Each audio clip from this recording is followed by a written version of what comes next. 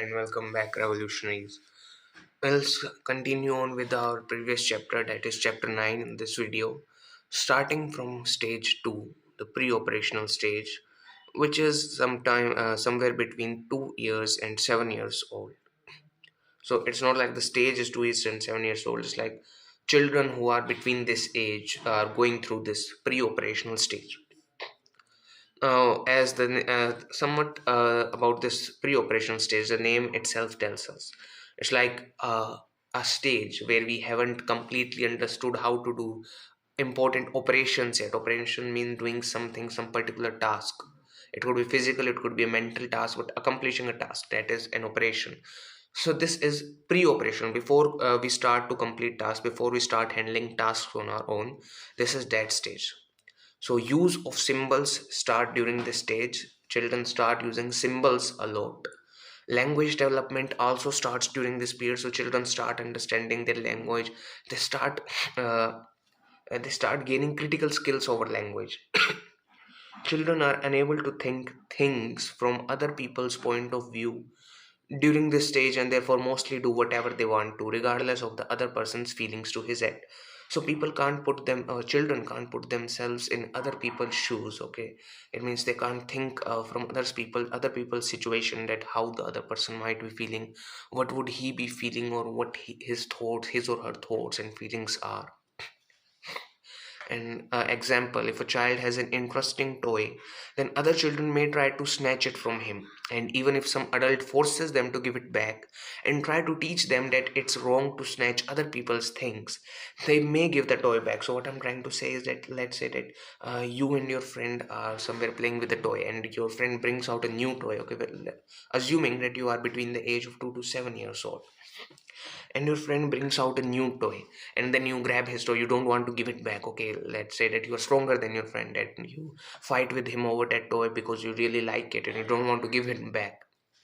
And then your parent, or maybe the other child parents, come and tells you to give it back to the child to which the toy originally belongs. They may give the toy back, but only out of fear, and not because they understand or realize that it was wrong, or because the child whose toy was snatched feels hurt and sad. So you'll obviously give the toy back, right? But why would you give the toy back? Would it be because you felt wrong, yet, yeah, man, it really was bad, I shouldn't have snatched his toy. It was his toy in the first place, and he must be feeling bad. I mean, just like how much I like this toy, he would also like this toy just as much. And in fact, it's his right over the toy in the first place, and I just snatched it out of him, and it wasn't good for me to do this. You won't be feeling all these kind of things, right? Your mind won't go through all these several conclusions. What you will feel is fear out of that adult. Okay, so if an adult tells you to give the toy back, you will feel that he might beat me, or he might scold me, so it's better if I just give him the toy back, because he'll just forcefully snatch it out of me, my hands otherwise, and I'm powerless against that adult, and I really can't do anything to him. So it's better to just listen to him. Okay, so you will give the toy back out of fear. Okay, and you won't give it back because you understand the other child's situation, you understand the other child's feelings. It's not because of that, it's only because of fear. Or maybe just you want to become obedient to that adult, you want to show him that you are a good son, that you are a good person, you are a good child. And maybe that's just to showcase this feeling that you are a good person, you give the toy back. You tell you're trying to show that adult that, yeah, I'm listening to you, I'm an obedient child, I listen to my elders, or something like that. However, not all, but most children are like this. So there are some children who are more sympathetic, who are more empathetic than others, obviously, who will feel that, man, maybe the other child starts crying, and then the person will feel that I did was really wrong, and I've hurt his feelings, and he's feeling bad. This especially happens between children who have really really close bond, mostly like cousins or brothers. So these kind of things happen between them. And the first case scenario, in which the child gave the toy back out of fear or obedience, that happens mostly between friends, or sometimes even stranger children. So Piaget termed this egocentrism. Egocentrism is when children experience difficulty in experience another person's perspective. Now this also happens with adults as well. I mean, there are several adults, and in fact, most of the adults around us also develop this egocentrism, where they fail to understand what the other person is going through, what the other person must be feeling, what kind of situation he is in. Now, moving on to stage three, it's concrete operational stage. A child between the ages of 7 to 12 years goes through this concrete operational stage, means TOS, it means solid, a solid operational stage. So during this stage, children gain a better understanding of mental operations. Okay, operations are like logically thinking about a process and then forming a conclusion out of it. They begin to think logically about concrete events. Concrete events, will explain later what it means, but have difficulty understanding abstract or hypothetical concepts. Now, concrete events mean events that can be directly and physically observed and interacted with and manipulated in the physical world. It means that these are not feelings and these are not thoughts. Okay, these are things that you can actually interact with your senses, with your senses. Okay, this belongs to the outside world and not the inside world. So a concrete event could be like moving an object, a movement of an object, or any interaction with an object, such as touching, squeezing, or just having a feel of it. All of these are concrete events, like the events that you do with your senses. Abstract objects may include like even seeing, even watching something as a concrete event. Why? Because a light is reflected on that particular thing, and that it then it comes back and interacts with your eyes. So there is an indirect interaction between you and that object, right? So that is also a concrete event. Now, abstract objects, on the other hand, may include thoughts, beliefs, or ideas. Piaget also stated that children in this stage were good at inductive logic. Inductive logic means forming a general principle out of a specific experience. So, forming a general principle, like a general principle can be like uh, if you touch a sharp object, yeah, I've already given this example, so let's just read it through. If a child at such an age gets himself cut by any random sharp object, he will make a principle out of it that all sharp objects are dangerous and can hurt him or her, and so he will naturally become more careful around sharp objects. Okay, a child will form this general principle that if I'm not careful around sharp objects, it will cut me, it will hurt me, and I feel pain. So, what are the functions of stage 3? With this is stage 3, right? So, there are two functions in stage 3, which are conservation and reversibility. Conservation means the idea that a quantity remains the same despite changes in appearance. Okay, so let's say that you take 50 grams of clay. Imagine, I've given some other example in the text, but I'll give you one better example. Maybe it could be better. Let's say that you take 50 or 100 grams of clay and you roll it into a bowl. You roll it into a bowl. Okay, then you check its weight. It will be 100 gram, right? It will be 100 gram. And let's say that you change the shape of that spherical ball into a horse, into a square, into a rectangle, into any random object that you can think of. You mold that clay into that random object. Then what happens? The quantity will remain same. Okay, the quantity of the clay will remain same, even though the appearance has changed. Even though first the appearance was spherical, then the appearance went on to become rectangular or square, or what was this, rhombus. There were trapeziums, like any shape, but the quantity, the original quantity of the clay has gone through no change. It is exactly the same. So a child during this stage starts to understand the concept. You can say that concepts of stage 3 and not functions of stage 3. Okay, I'll just change it here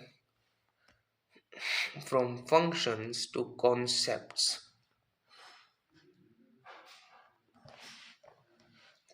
of stage 3. Okay, that's right. So a child, when he's going through this concrete operational stage, he starts to understand the concept of conservation. That I had something, and even though I changed its shape, I changed it into something else, the quantity is still same. Okay. So when a child, let's say, is playing with 4 marbles, Four marbles are arranged in a line one after another. So no matter what shape they are changed or put into, their quantity will remain the same. So the child knows. So if you ask a child in such an age, let's say that if you've arranged four marbles one by one in a line, and you ask the child that how many marbles are there, the child will, let's say that the child counts them, that one, two, three, four, there are four marbles, and then you take the just the same, yeah, just that very line, you take those very marbles and right in front of him, change the shape or change the arrangement of the marbles from a line to a let's say to a square, and then you ask the child that without counting, you tell me how many marbles are still there. So the child will obviously without counting tell you right then and there that there are still four marbles. So when the child is in the pre-operational stage, or even before that, when you arrange four marbles in a line, and then the child counts at one, two, three, four, there are four marbles, and then you change the arrangement of the marbles, then the child will fall into confusion. The child will again start counting that one, two, three. Okay, there are still four marbles. But a child who is going through the concrete operational stage, or has successfully passed the concrete operational stage, he would know without counting that the number of marbles haven't changed, only the shape has been changed. So this is a concept that a child understands during the concrete operational stage. The second concept could be reversibility. Is reversibility, in fact, not could be. The idea that no matter how many times and to what shape the object is changed, it can be changed back into its original shape. I mean, practical use is definitely not applicable to all objects. We cannot do this with all the objects. So let's say that you have a TV remote and you break it off, and then you think that I can still change it back into its original shape. That's not ideal, and that cannot be followed practically in real life. But this is just a concept. Okay, this is just a kind of a concept. That's all. So this is in fact this applies to many things. So no matter how many times and to what shape the object is changed, it can. So this is just a concept. Okay, like this applies to some specific things, and the child is able to understand this thing, that this kind of thing can happen. So the thing is that at least this kind of thing can happen. Okay, that no matter how many times a thing is changed, or the shape of the object is changed, it can be changed. So let's say that there's clay. So with clay, the child knows that this clay is made of such a substance, such a kind of material, that no matter how many times I change its shape, I can just squeeze it back and whoop, it's back into its original shape. So this is a concept. Okay, this is not like this is not a fact, or this isn't what's a principle. This isn't a principle that it applies equally to all the objects. Okay, this isn't a law that it is applicable on all objects. This is applicable on some specific object, but this is a concept. A concept is something that tells you how how some particular operation, how some particular thing behaves or happens. I mean, it's really difficult how to explain what a concept is. uh, but if you search it upon the internet, I think it will be able to help you a little bit. But this reversibility concept states that there are some things, there are some objects that, I mean, the child will be able to understand this thing, that no matter how many times I changed this particular thing into any shape, it can be changed back into its original shape. Okay, so I mean, if you're able to change the shape of a particular thing, you'll most likely be able to change it back into original shape as well. So like all those objects which can change its shape, for example a clay, or what else can it be? I mean, I'm not able to find any other example. What can it be? Or let's just continue on with clay. So with clay, it's made up of such a material, such a substance, that no matter how many times you change its shape, I mean, the shape is continuously changing. Okay, so why can't it change back its original shape? It can change back its original shape as well. If it is able to change shape as at all, then it can be changed into any shape, right? And this concept a child is able to understand when he is in the concrete operational stage. So the quantity of that object before changing its shape and after changing its shape back to its original shape obviously remains the same once again. By 7 or 8 years of age, children begin to understand this concept of reversibility. Now moving on to stage 4, which is formal operational stage.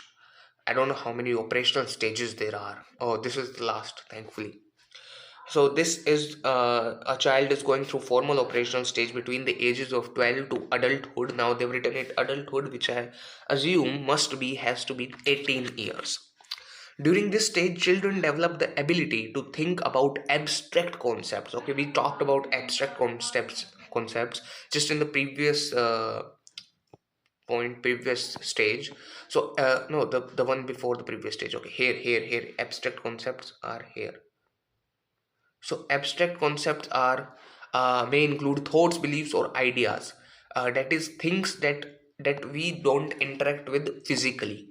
Okay, that we interact with in our mind. Okay, there are two things, right? I told you in one of my videos that there are two things. That is, there is mind and there is brain.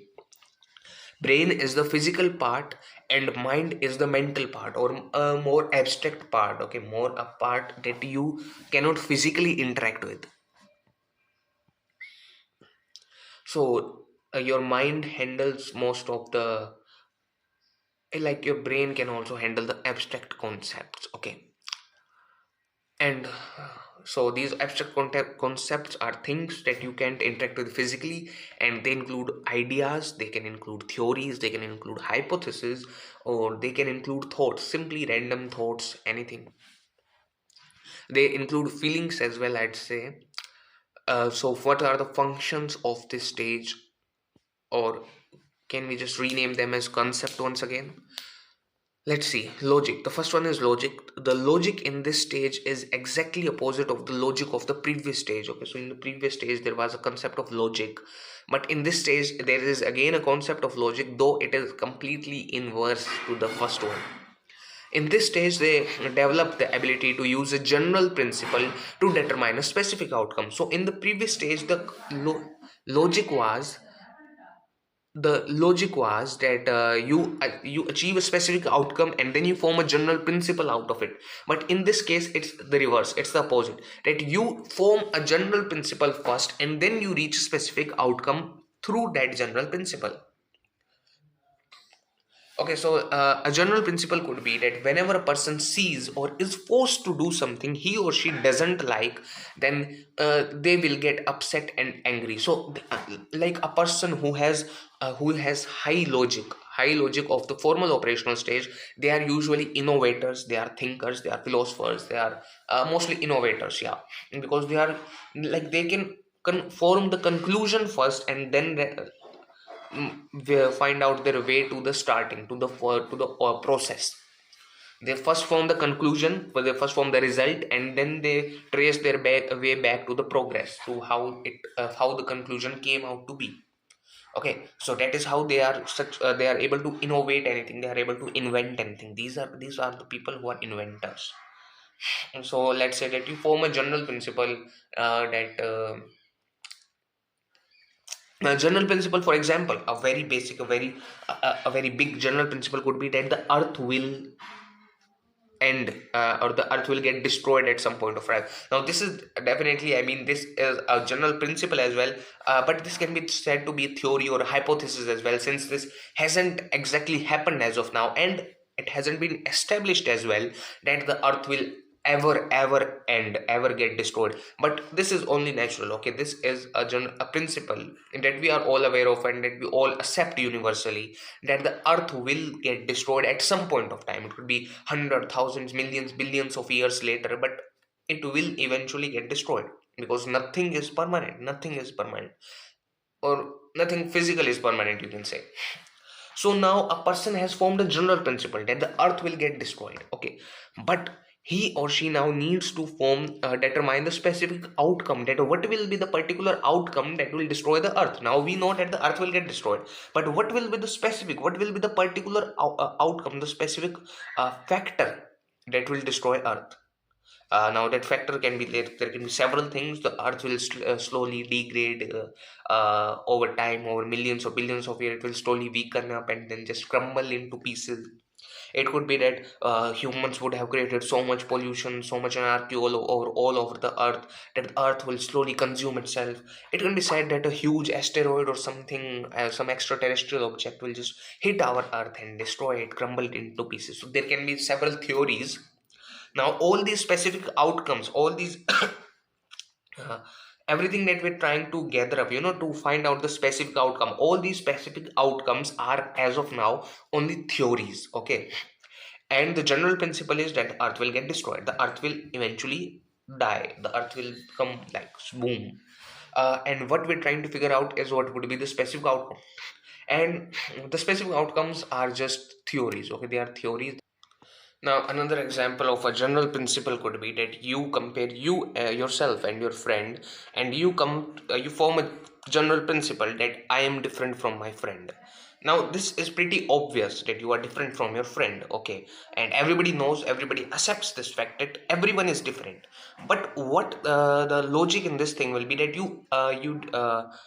you trace your way, you come back to a specific outcome that it is because of this that I am different from my friend.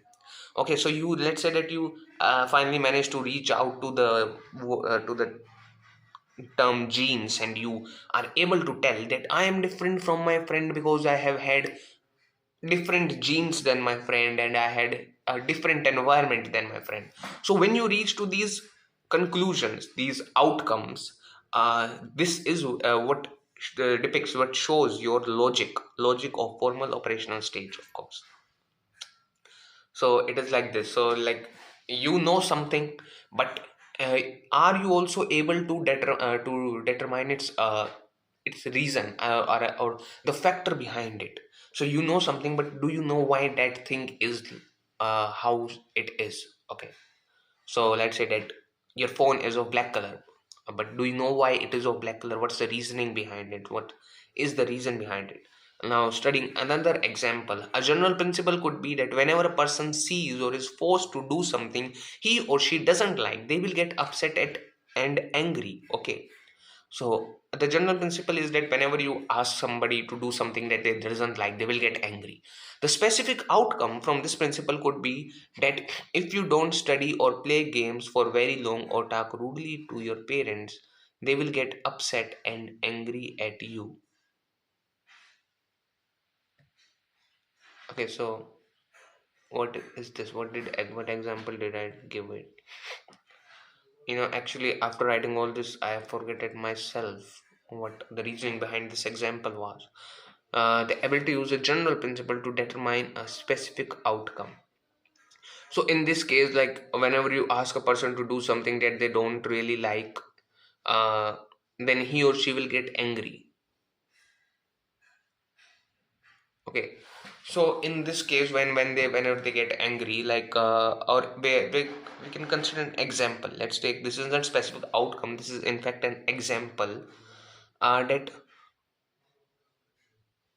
and that yeah this so the general principle is that this kind of thing happens. So when you know that when your parents are scolding you, or when your parents, so like you formed a specific outcome of this, you formed a specific like you created you've created a particular outcome. Okay, that whenever your parents whenever your parents scold you, or whenever your parents ask you to do your homework, which obviously you don't want to do, then you will get angry and you will get upset. Or let's say that you use this general principle to form another outcome in your friend's case, that that a general principle is that I've already told you what the general principle is so many times, but let's talk about the outcome here. So the outcome here is that your friend's parent ask him to stop playing and instead start studying. So now even though, let's say that, even let's assume that your friend isn't showing it at all. Okay, your friend isn't showing it, like he hasn't made such a kind of face, or he hasn't started talking rudely to his parents, or started misbehaving in any way, and he just gets up and starts doing his homework. But inside that your friend must be feeling upset, and he must be feeling angry, and he just can't do anything about it. That's all. And why are you thinking in such a way? That's because you have formed a general principle that if a person is asked to do something that he or she doesn't like, then he will get upset. And when you apply that exact principle in this case, in this specific outcome, you apply that principle, that my friend was asked to do something that he or she didn't like, and so obviously they are supposed to be upset and angry. There are obviously some places where these general principles that you have formed do not apply, but there are exceptions, and in fact there could be specific reasons behind it, that maybe your general principle was wrong, Maybe it was only applicable to a specific group of people or to a specific number of people. So it's not like you formed a general principle and then it's supposed to be applied to everyone else. Your general principle is a formation of your own mind, and it can be wrong as well. There is no guarantee that it would be right and it would be applicable to all the beings, all the humans, all the living entities on this earth. It's your general principle, and you can create, you can modify it, you can keep on creating changes to it until you reach a satisfactory principle that is applicable to a large number of people. So just to just to sum up the logic of formal operation stage, I say that first you form a general principle and then you determine what the specific outcome would be. So the general principle is that that whenever a person is not whenever a person is asked to do something that he or she doesn't like, they will get angry. Okay, so now you apply this general principle to a real life situation, that my friend or a teacher was asked to do something, or that person is asked to do something, or he or she doesn't like. Then you are coming to the outcome. So you assume that what would be the outcome? The person will get angry. That guy will angry. I'm telling you. So let's say that you are walking down the road and you ask, and you see a child begging his mom, his father for ice cream, but the parent just grabs the boy and walks on. Okay, so now you unconsciously, or you just, let's say, consciously apply that principle, that that boy wanted ice cream but his parents didn't give him. So what does the general principle say? The general principle say that the boy will get angry or upset, and then you form the specific outcome, that right now the specific outcome is the actual physical situation. Okay, that's a, I mean, the specific outcome is obviously included within the principle itself, but it becomes a specific outcome when it is applied to a physical situation, into a real life situation, into reality. And the reality in this case will be that the child has become angry or upset. So, okay, your logic works. Now, moving on to the next. Now, even if you don't understand it in such depth, it really isn't that important. When you just needed to listen to all that I said, and over time, when you pay attention to these kind of things, over time, over years, you will understand how this logic works, how it exactly is. I mean, obviously, there are so many things that you just can't explain in words, and no matter how much I try, you won't be able to grasp what I'm trying to actually convey, because there are just things that can't be said in words, like I said. So second is abstract thinking. Children can think of actions and calculate their possible outcomes. It is similar to logic, in fact. Now their imagination develops. They can create new thoughts within their mind, binding fantasies and realities together. Okay, so this is my own line, my own creation. So children can think of actions and calculate their possible outcomes. Like, this is very much related to a general principle forming, like very much related to logic.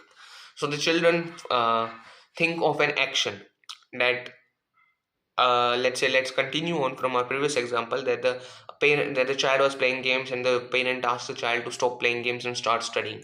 Now let's say that the child let's say that the child is only imagining this doesn't happen, but the child imagines that, what if I say no to my parents, what if I tell them that no, I want to play, what will happen then? So the child starts forming all the possible outcomes. The child starts forming the outcomes.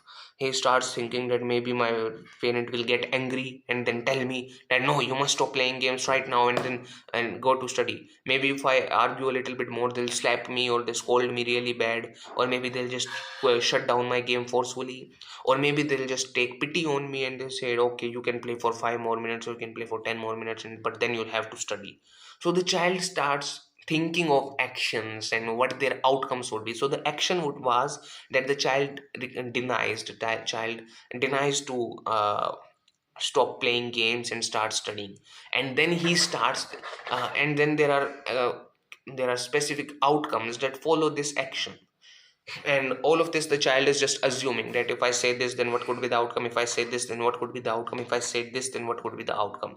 This helps you very much in real life when you have to do some particular thing, and then you have to think of all the possible outcomes that could come out of it, and how harmful or how beneficial they are to you. Third is the problem solving approach. Now, children develop their ability to systematically solve a problem in a logical and methodical way. So what is, it's basically very simple. So children develop this ability where they are able to systematically solve a problem. Like previously children would experiment. Previously was an experimental stage. The child will just keep on experimenting and experimenting until they are able to reach out a solution by chance. It was completely on probabilities or completely by chance. But in this case the child starts thinking systematically, that what if I do this, then this will happen, and then if I do this, then this will happen, so will I reach my goal or not? Then the child will think of the other way, that if I do this and do this, then this will happen, do this and do this, then this will happen. So in this way am I ultimately able to reach my goal? If not, then let's try the other way. So the child does not randomly starts doing thing. He first forms it in his brain. He first starts thinking about the outcomes and then starts applying them to real life. So Piaget's theory here is completed, which was really tough to explain, of course, but not to understand or learn. You just need to learn them as I have written. I mean, if you just read and remember all the notes that I have provided, it's much more than enough for you to pass your exams with flying colors. Okay, I mean, you obviously, if there's a bigger question, like if they say that explain this in 20, like if the question is of 20 marks or 15 marks or 10 marks, and I've already written here of 2 or 3 marks, then obviously you need to expand on it. But you'll get the basic idea of the thing around which you need to expand your text. You still get all that idea, okay? So you just need to read all these notes, and voila, it's all done. Moving on with Vygotsky, his name was Vygotsky. So moving on with Vygotsky's theory, the name of his theory of cognitive development. So this theory is based on cognitive development, and you can say that it is a theory of cognitive development. But he obviously didn't name it theory of cognitive development. He gave it some other name, which is social cultural theory. Now, these three words suggest something, mainly the first two words, socio and cultural. What do they mostly denote? They denote the society or social, and the cultural, the culture that a person has been following or has been watching, observing around his or her vicinity. So let's move on with social cultural theory. It's in points. I don't know why, but I think it is relevant in, of course. So moving on with social cultural theory, the first point is society and culture plays. I've written it plays here, which should be play in fact. So society and culture play a vital role in the development of a child's cognition. So what this states is that the society of a person, of a child, and the culture that he or she has been living in, it plays a vital role in how the child's brain, how the child's mind, how the child's thinking develops. And this is obviously, like, it's a well-known fact, and we didn't actually need to write it in theory, but maybe he did, and that's how we came to know about it in the first place. So thanks to Vygotsky. Moving on with the second point, language of the society works as a tool in gaining knowledge. Now, this is obvious once again, that the language that your society speaks, only through that way you'll be able to gain knowledge, right? So what is society? Society is made up of all the people, all the living things, living beings surrounding you. Okay, that is your society. It doesn't mean that you need to live in specific place for 1 month or for 1 year or for 3 years, and that is how you'll become part of the society. Society is a group, a collection of all the people that is living around you, that are living around you, and you obviously need to speak their language, because the only way to gain knowledge would be to interact with them. Okay, so no, not the only way. I wouldn't say it's the only way, since now we become so modern and we have books, and the writer of the book may or may not be in your society, and like the all the videos you watch online or all that you study online, all the writers, all the makers of those videos may or may not be a part of your immediate society. So obviously, then now there are several ways through which you can gain knowledge, but what Vygotsky says here, in fact, is that it is a tool, works the language of the society works as a tool in gaining knowledge. So it's not the only way. So he's not saying that society is the only way through which you can gain knowledge, but society is definitely a very significant way through which you gain knowledge. And in order to do that, you need to have a tool, which is what language of the society. So language, the language that the society speak, that works as a tool through which you get to know people, get to know the people around you. Third is inputs or advices from others, especially from more knowledgeable others. Now, we've already covered this concept of MKOs, more knowledgeable others, or more knowledgeable people, you can say. More knowledgeable people and adults have the capacity to affect the child's development of cognition. So, the kind of advices, the kind of inputs a child gets from his mentors, from his parents, from his teachers, in short, from his more knowledgeable adults, it has a very significant capacity to how it develop, how it affects the development of a child's cognition. Like if all the adults or all the more knowledgeable people around him are stupid people as well, then the child wouldn't develop his cognition to a great extent. It would be a very minimal or very meager development of cognition. But or it's always in comparison. Let's say that a child grows up in a family where all the people are policemen, so the child will have a different kind of development of his cognition than a child who grows up in a family where everyone around him is a businessman, or in other case where everyone around him is an administrative officer. So a child living in these kind of conditions, the children living in such conditions, all of them will have different development of their thinking and their creative and all these kind of abilities. Like cognition includes all the abilities. It includes the ability to form hypotheses, it includes the ability to form logics, it includes the ability to do mathematical calculations, to become more sympathetic. Everything is included in cognition.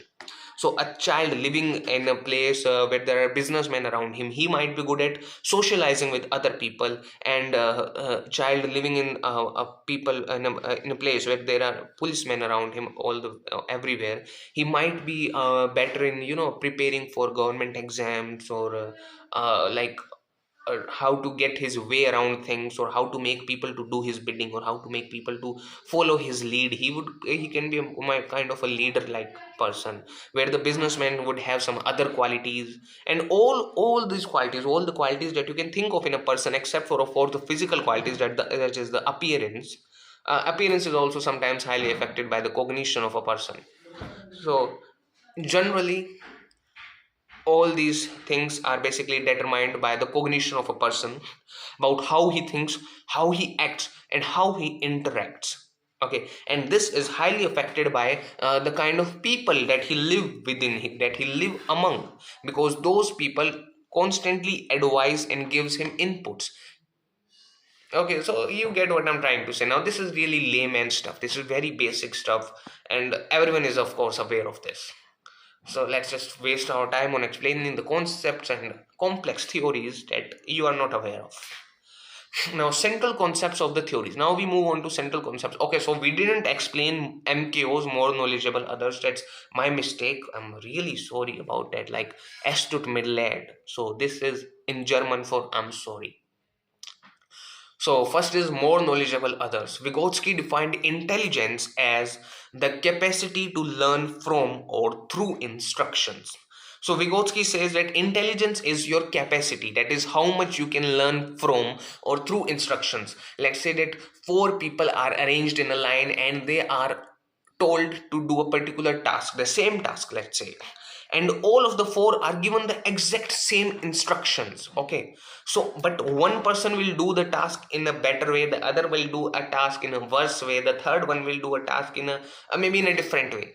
And it depends on their own intelligence levels, how much of the task they are able to accomplish. Let's say that out of let's a scale of 100, and one person is able to achieve 90 on that particular task, the other is able to achieve 65, the other is able to achieve 70, the last is able to achieve maybe 98, 99, somewhat like that. So it is they were all given same instructions by the same person and asked to do the exact same task under the same conditions, but still some of them were able to accomplish more of the task, some of them were able to accomplish less of the task, and this is dependent on their intelligence levels. So intelligence is the capacity to learn from or through instructions. So some of them were able to gain much knowledge from those same instructions, others were able to not get so much information from the same instructions. So the instructions were same, the conditions were same, but they had different capacity to learn. Some had higher capacity to learn, some had the lower capacity to learn. So intelligence, once again, is the capacity to learn from or through instructions. Now if you didn't understand this, just repeat it once again, in like slower the pace of my slow the video, okay, and then just listen to it once again, because this is very easy stuff and you'll be able to get it once you read it again. Now MKOs are mostly humans. Now when I say mostly, I'm specifically talking about mostly those who are more intelligent than the subject. So MQ is, just as the name suggests, more knowledgeable others, that is people who are more knowledgeable than you. Now this is very specific. So MKO is not like a particular thing that that person is an MKO, that person is an MKO. It depends completely upon you. So anyone that who is more knowledgeable than you is your MKO. Like you can be an MKO of some other person as well. Let's say that someone younger than you may or may not be your MKO, or someone older than you may not be your MKO. So it doesn't depend upon age. It doesn't depend on any particular factor. It simply means people who have more knowledge than you. In a particular case as well, let's say that you have gone to a particular place, or you went to some particular country. So in that country, all the people around you are your MKOs, that is more knowledgeable others. But in the other case, when someone from that country comes to your country, you become the MKO, that is more knowledgeable other, because you have more knowledge about the surroundings, about the places in your city, in your country. Okay, so sometimes it's situation dependent as well, based on circumstances. Now that's like I said, MKO is of comparable degree. Different people have different MKOs according to their intelligence level as well. So like let's say that in a business, a CEO is an MKO of a junior engineer or any junior worker in the company.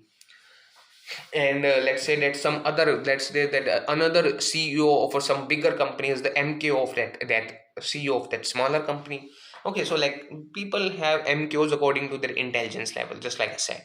So generally any person's MKOs are, like, I'm trying to form a general thing, a general principle here, that in general the MKOs of a person are their parents, their teachers, their mentors, their ideals, etc.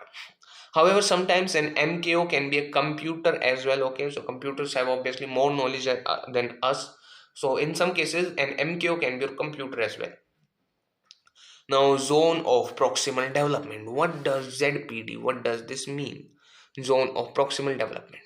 The concept of MKO is closely related to ZPD. ZPD is basically the difference, or you can say the distance, between the level at which the child or learner is or was without any assistance or help, and the level at which the child or learner can reach or have reached with an MKO's help or collaboration or guidance. So in simple terms, it means that what the difference between, okay, so I'll just I'll just explain it to you in physical terms once again using our magical whiteboard,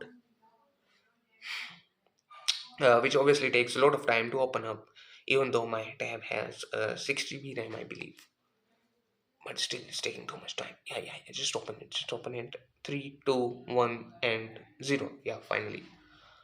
So these might be the things that you weren't able to view in the previous video, because for some unfortunate reason it got stuck at my notification bar, which is really frustrating since I put so much effort into making it.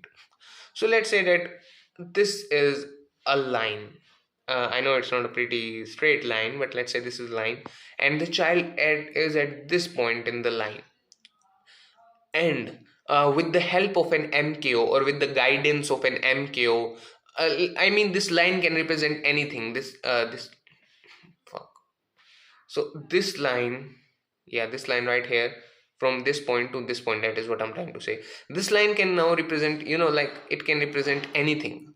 Let's say it can represent your journey towards becoming a particular officer, or about getting a particular job, or about getting a particular level of intelligence, or scoring a particular amount of marks in an exam. It could be anything in your life. Okay, so about in that thing, now let's imagine that you are at this point. Okay, you are at this point, but with the help of an MQ, with the help of a knowledgeable person, more knowledgeable person than you manage to reach this point. Congratulations. So now the difference or the distance, you can say, like in physical terms it can be the distance, but in the mental terms, which it most commonly is, let's say that the difference between this point and this point, that is this in the between, this is what you call ZPDs, that is zone of proximal development. It basically means the point at which you were without help and the point at which you managed to reach with help. The difference between this is called zone of proximal development. Okay, so the point where you was without help and the point you managed to reach with help, the difference between them is called zone of proximal development. I'm repeating it again and again so that you're able to learn it right here and now. So you get how easy this zone of proximal development is. I mean, it's not really tough stuff. However, the level of knowledge provided by the MQ should be appropriate according to the child's comprehensive ability. Okay, so what I'm trying to say here is that let's assume that the child is in the sixth in the sixth class, okay, and there is an MKO who is in the 12th class. Okay, so the child was continuously getting 70% marks. Let's say his average stands around 70% marks, and the MKO, which who is in 12th class, let's just assume, even though it's completely unimportant, but let's just to make things a little bit more interesting, let's just assume that the guy in the 12th class is only getting 40% marks. Okay, but still in this case, even though he's getting less than the 6th grader, in this case the 12th guy is MKO to the 6th grader because he's more knowledgeable than about the 6th stuff. Okay, so the 12th grader decides to help this 6th grader. Okay, and after the 12th grader's help, the 6th grader manages to achieve 90% marks. Let's say that he manages to achieve 90% marks. Okay, so now I'll explain two things to this example to you. So now this difference between 70% and 90%, that is of 20%, this is the zone of proximal development. So the zone of proximal development, this is zone of proximal development in quite physical terms. Okay, it is in quite physical terms. It is mostly in abstract terms. ZPD is mostly in abstract terms, but just for the sake of convenience, just to explain it to you, I have written it in physical terms. Okay, it can be in physical terms as well, but you can't take into consideration all the factors when you're talking about ZPD in physical terms. Okay, so now the ZPD, you know, this is ZPD, which is what, 20%. My god, can't we just change its color, you know, like, yeah. So the ZPD is what, 20%, right? One other thing is that if this 12th graders, okay, this 12th grader right here starts teaching the 6th grader about 8th grade stuff, okay, or let's say that he starts teaching the 6th grader about 12th grade stuff, even though the 12th grader is an MKO of 6th grader, but if he starts teaching the 6th grader about stuff that is that is of 8th grade or of 12th grade, then there would be no change in the 6th grader's performance. The 6th grader's performance would still be at 70%. And why is that? Because the 12th grader taught the 6th grader something, that the 6th grader is not able to understand, that is, he is not able to comprehend. So all of that is like waste to him, is like complete waste to him. It's more like let's imagine, it's like the 12th grader gave a complete pot of water. Let's imagine it to be water, or you can assume it to be wine as well, you know, or beer, just to make things interesting. So the 12th grader gave this pot of wine, or sorry, the wine, not water, of water to the 6th grader.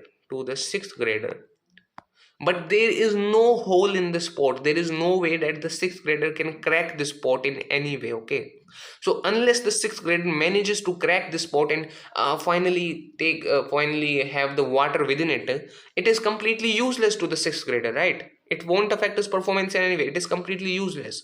So the same thing happens in this case. So unless the 6th grader is able to comprehend the topics, the things that the 12th grader is trying to achieve, which are of 12th grade or 8th grade, there will be no increase or no difference in the 6th grader's performance.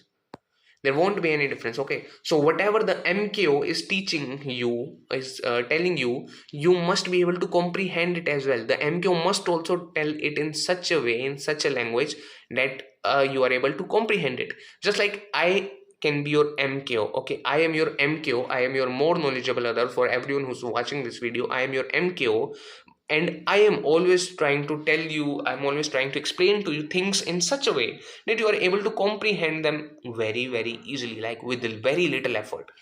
So our books are our MKOs, and they try to explain things to us in such a way that we are able to comprehend them as well, right? So if they start telling us in like really complex language, using such words that we are not able to comprehend even a word, then what will happen to our performance? Our performance will drop. Okay, we won't be able to understand anything. And that is why I started this initiative to make YouTube videos for you, so that because most of our books do that kind of thing. They explain things in such a manner that a person is not able to understand much from it. Okay, going back to the previous example, the books give you this pot full of knowledge. They give you this pot full of knowledge. Okay, but the surface is a bit hard. So after more and more and more and more efforts, you are able to form a little hole in it, into this pot, and then gradually you get a few drops of knowledge. Okay, but this is not enough. What I'm trying to do is I'm trying to crack this whole pot open from the top, so that you can have as much amount of knowledge as you can. So that's what we'd like the books to do as well, not to give you drop by drop knowledge, but to help you crack the pot completely open, so that you can have the knowledge as it is, like no barriers. Okay, I mean, enough of me, let's move on. Scaffolding. Now, scaffolding is an interesting concept in here. In construction, it is a temporary. Now, we're talking about construction here and not about psychology or literature. So, first, we'll try to explain it through construction. In construction, it is a temporary structure made up of wooden planks and metal poles. Okay, it's made up of wooden planks and metal poles. Like, you must have seen this kind of thing here. Like, there are wooden planks here, and then they form a kind of structure on here on which they stand and then repair walls. I'll just show you what in scaffolding here. Yeah, so these kind of structures, you must have seen them at so many places. These are scaffolds. This is a scaffold. Okay, so these are scaffolds which are usually, see, like this, in this case, these are the scaffolds which are usually arranged in parallel to, like just with the building, so that they are able to construct the building.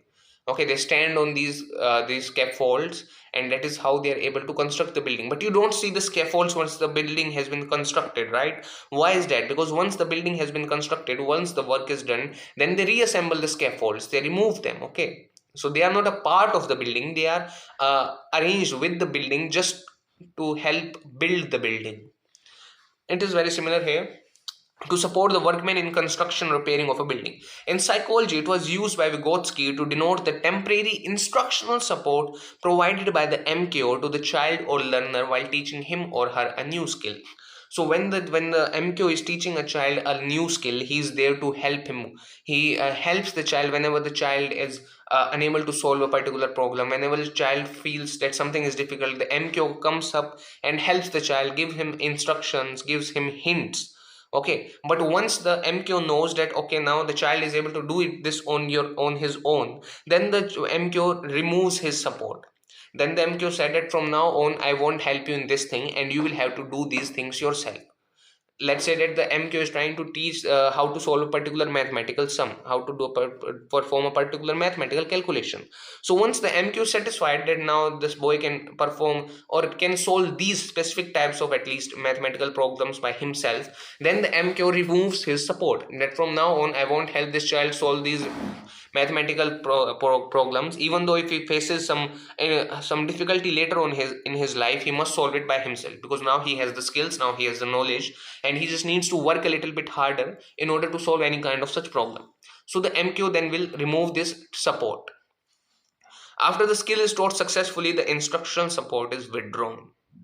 Okay, so this was scaffolding. I hope you get it. Now let's just wrap up this chapter with the last theory, which is by Kohlberg.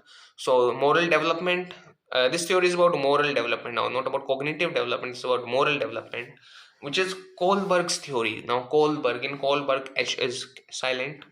So Lawrence Kohlberg proposed that moral development is divided into 6 stages and covered under 3 levels. Okay, so there are basically 3 levels which have 2 stages each. Level 1 have stages 1 and 2, level 2 have stages 3 and 4, and level 3 has stages 5 and 6. Three stages levels of morality are independent of age. Now what you need to remember in here are these levels, or these stages are, they are independent of age. Okay, now there in some cases, of course, like they are not dependent on age, but most children have been seen, or most children have been observed to fall into a particular category or particular level of stage. Though this does not mean that that child has to fall into that particular stage. It's just observed that most people or most children during that age falls into a particular level or particular stage of moral development. Though this is not necessary. Okay, I repeat this, it is not necessary, and it is not dependent of age, dependent on age. It is independent of age. So level 1 is the pre-conventional morality. The name of level 1 is pre-conventional morality. In this level, morality is judged. Now what is morality? Morality is basically our morals. Okay, that what is right, what is wrong, what is the correct thing to do, what is not the correct thing to do, what is a good thing, what is a bad thing. These are our morals. Okay, these are our morality. So morality is judged based on adults' standards and what the direct consequence of an action would be. So when a person is in level 1 of this morality stage, when a person has level 1 morality, he will judge his actions based on some adult person standards. That if that person is adult, that person is older to me, so if he is doing this thing, that if this thing must be right. Okay, he doesn't have any sense of his own. He just assumes he just compares things to that adult person standards. That okay, that person is older to me, if he is doing this, then this thing must be all right, this thing must be good. So there are 2 stages now. First is the stage 1, obedience and punishment orientation. An action is immoral if it's punished by the authority. So now a person in this stage 1 believes that if an action is immoral, it is punished by the authority. He believes that if I do something immoral, if I do something bad, then I would be punished by the authority. Authority could be someone higher than him or someone who has power over that person. Okay, that is the authority here. So in a child case, it's his parents. So the child believes that if I do something immoral or something that is not morally right, then I will be punished by the parents. So that is how a child judges what is moral and what is immoral, and knows the consequence of doing immoral things as well. He knows that what the consequence of doing an immoral thing would be. It would be punishment. In stage 2, so level 1 is like, it's like this. No, it's not like this. It's not like this. This is really bad representation of scaffolding, and stop laughing at it. So it is like this. That this is a box, and there are 2 separate levels in this box. As you go down this box, you will, your morality will keep on increasing. Or let's say that in the first case, okay, let's just remove this and put it here. So in the first case, your morality is at 30%, and in the second case, your morality comes down to let's say that 70%. Okay, so this box, I've named this box as level 1. So this is level 1, and as you keep on going down in levels, your morality will keep on increasing. Okay, so after you've successfully completed this stage, this is stage 1 of level 1, you have acquired, let's say, just assumptions that you have acquired 30% of morality. After you completed the second stage of level 1, you have acquired 70% of morality. Okay, so it is similar, something similar to like this. So the more you go down the levels, not the levels and the stages, like the more the higher stage of morality you have, the more moral you are. Okay, and these stages of morality are grouped into levels 1, 2 and 3 levels. Second stage is individualism and exchange. So levels are not so important, but stages are important. People understand for the first time that no action is exactly right or wrong, but it depends on people's viewpoints, and different people may have different viewpoints. So this is the first time when people starts understanding that no, it is not like something is already defined, that that action is right and that action is wrong. It is nothing like that. We view things on from our own viewpoints. Some people consider some things to be good, the other people might consider the same things to be bad, some other person might think it to be good or bad. Okay, so it is completely based on people's own views. So what people themselves consider as right or wrong. In this stage, an action is considered morally correct if it is beneficial or in the best interest of the individual. So when a person reaches this stage, he considers an action to be moral or immoral if that action is helpful to him or her. So if an action, let's say that there is a now this can be misused as well. Let's say that there is a corrupt police officer and he blackmails a person into giving him 10 lakh rupees or 5 lakh rupees or any amount, just any random amount, blackmails that person into doing this. So the policeman won't think that my action is immoral. Oh my, I did something really bad. Because if a person really thinks like this, then he will repent. He will give back the money. He will say sorry, and he will try to repent for his immoral actions. Okay, but we keep on doing bad and bad things because we believe that what we are doing is right, is moral, is not wrong. Now, I've seen pedophiles as well who don't actually believe that what they are doing is wrong, because they have formed their own conclusions. They have formed their own theories that what we are doing is right and it is only natural. It is basic to human nature, and all these kind of rubbish that they often come up with. So, a person's moral or immoral act is based on his or her viewpoint, and it is judged on whether the person gains any benefit from it or not. So, the policeman will think that this is a moral act since it helps me get so much money and it helps to feed my family and it helps to provide for the comforts of my family and my friends. So, what I'm doing is moral indeed, it is not immoral. Example, if a child is very obedient to his or her teachers, it is because he or she believes that it will help them a lot or be highly beneficial for their development. So later on, let's say that when a child is still obedient, let's say that child is 16 or 17, like he has completely acquired, he has completely developed his cognitive abilities, but still he decides to become obedient to his teachers or parents. So it could be, and the child is in stage 2. So it could be because the child believes that if I listen to my parents, if I listen to my teachers, then it will eventually help me itself. Okay, it isn't going to do anything to anyone else, but it will help me. It will be helpful for my future development. It will be helpful for me in getting my potential job, in not potential, in my wishful job, like in my dream job. Moving on to level 2, which is conventional morality. In this level, in the case of children, they start to incorporate or learn from the values of their society, the moral principles and the kind of culture that they display, and judge moral or immoral acts against those values and principles. So in this stage, especially in the case of children, especially not just in the case, they start to incorporate or learn.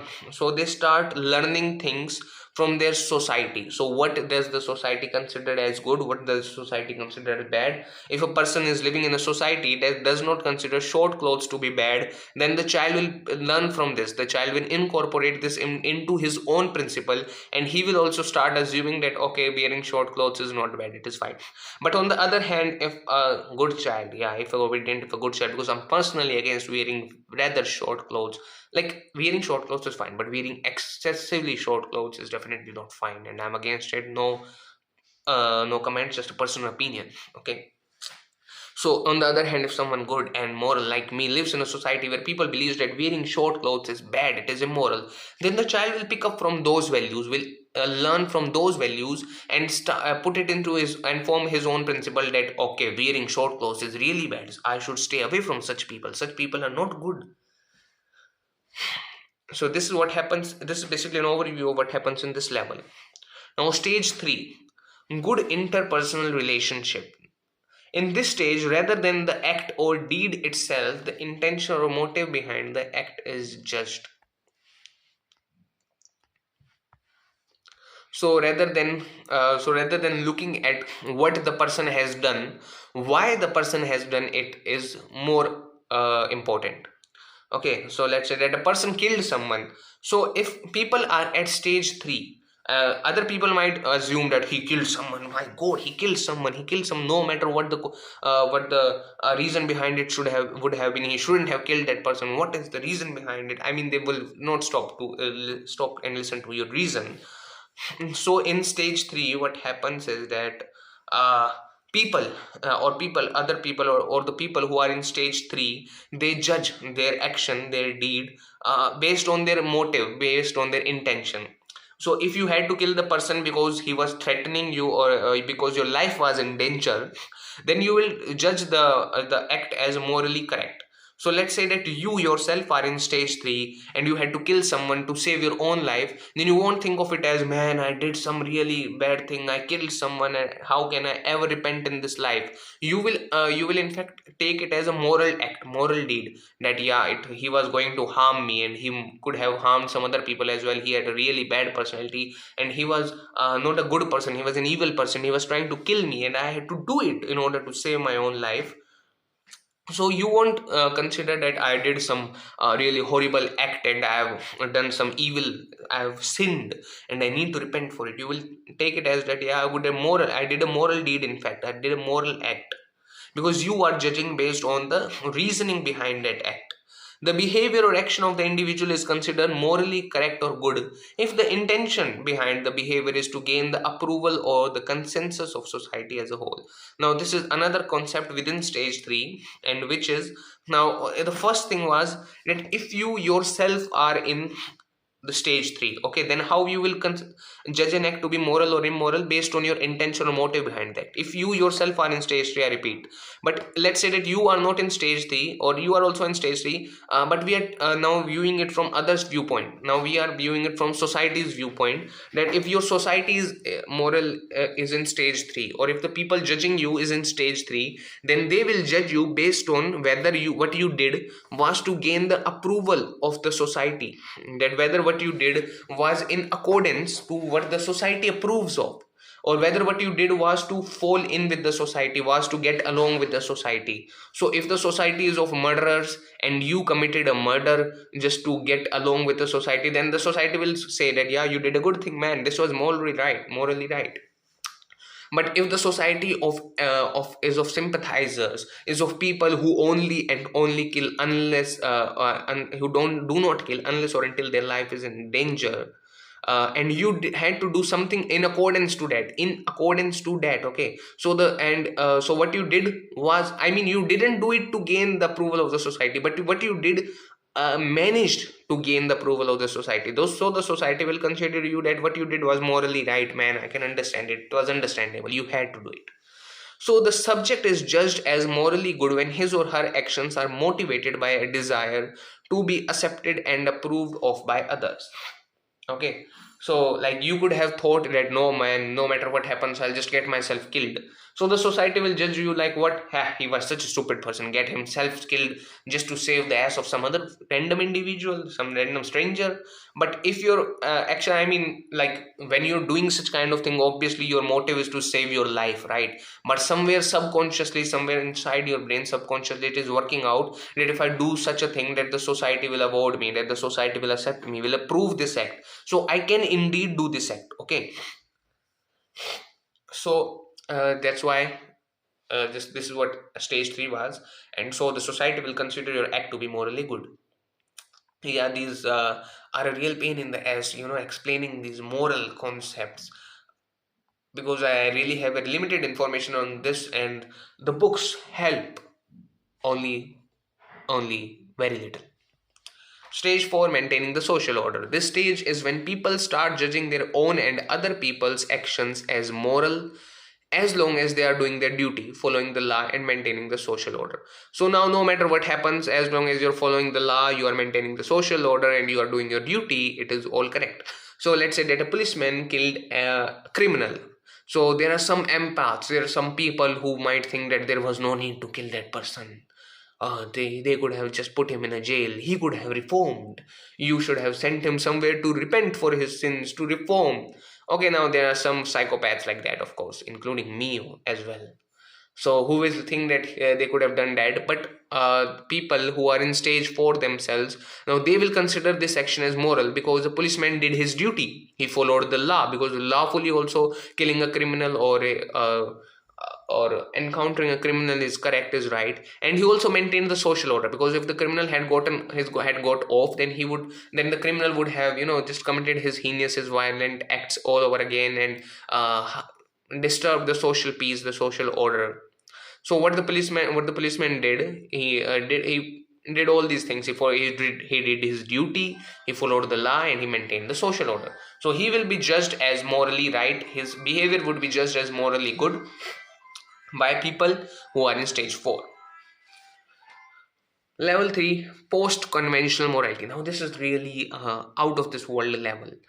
You become too close to God in this level, I can in fact say. According to Kohlberg, very few people are able to reach this level. In this stage, individuals give more importance to their own moral values and ethical principles, that is, judge their acts, behavior as being morally right or wrong according to the moral values that they believe in, and not the moral values their society or MQs believe in. Now, you must have read something similar to this in one of the previous stages, right? Uh, like. Uh, like in this stage, in stage 2, people understand for the first time, but it depends on people's viewpoints. Okay, so in this case, the person started to understand that it depends on people's viewpoints, like other people's viewpoints, on what you think of as right or wrong. But in stage 5 it is something different. Okay, in the level 3 it is something different. It's not like you start thinking from other people's viewpoint, that what other people think is right or wrong. In fact, you start searching for a higher truth. You start searching for some universally applicable moral principles. That's like some principles that are applicable to everyone as same. Okay, you start searching. It's more, level 3 is more of a search than a conclusion, or than some learning or some understanding. It's like a never ending search. So you search for, sir, and you realize that every person has his own moral values. Earlier when we said people, we were talking about societies or groups of people. But here we assume it to be individuals, that every individual judges his or her behavior as morally right or wrong according to his own values. So people who are in this level 3, they have their own agenda for judging their own behavior as morally right or wrong. Okay, so in this, people in level 3 basically stop judging other people's behavior. Okay, they basically stop judging other people's behavior, whether what the other person did is right or wrong. And in fact, they even start to stop judging their own behaviors as well, because they are in a continuous dilemma, in a continuous confusion, that whether what I'm doing is morally right or is it morally wrong. Like, they're searching for answers, like I said. Most individuals generally have basic human rights and justice as their moral values. So after years of struggle, or after a long time, when they're not able to search for any particular answers to this question, they just, like, they start believing that at least some basic human rights and justice can be considered as moral values. Okay, basic human rights means like, you don't intentionally go on hurting other people for no reason at all. You just don't go and start hurting, killing people for your own pleasure. Like, there are so many psychopaths I've seen and met, who kill other people, who torture other people just for their own pleasure, for their own enjoyment. So people in this level 3, they believe that we shouldn't do at least these things definitely do not fall in moral principles, in moral values. And justice is also one of the basic moral values, that we shouldn't do wrong to other people for no reason, and we should give them justice. We should do to them what is due to them. Stage 5, social contract and individual rights. In this stage, an individual or child understands that different people and communities may hold different views and have different laws. Yeah, now this is something similar to stage 2. And in this stage, the child understands that different people and different communities can have different laws as well, not just different views, but different laws. In the previous stage 2, there was a thing I wrote there, viewpoint.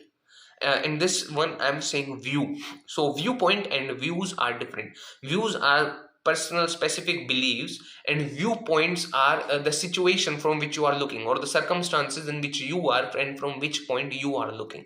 So viewpoints and views are very different things.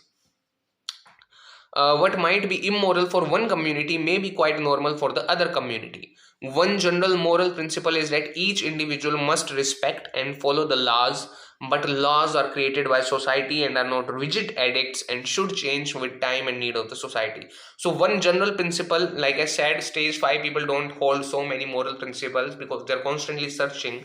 But one general principle that they generally, that most of them form at this stage, is that uh, laws and people should be respected and laws should be followed, but laws should also be changed over time according to the people and the society's needs.